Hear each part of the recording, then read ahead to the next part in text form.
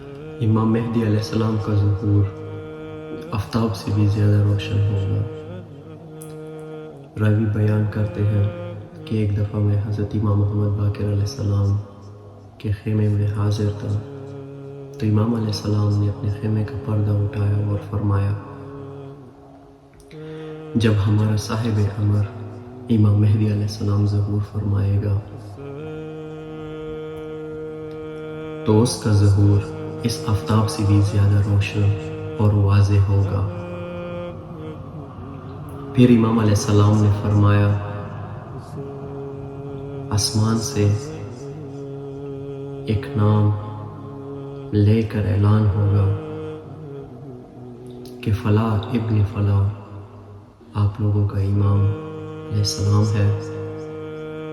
ادھر ابلیس زمین سے ندا دے گا جیسا کہ انہوں نے شب عقبہ پہ ندا دی تھی۔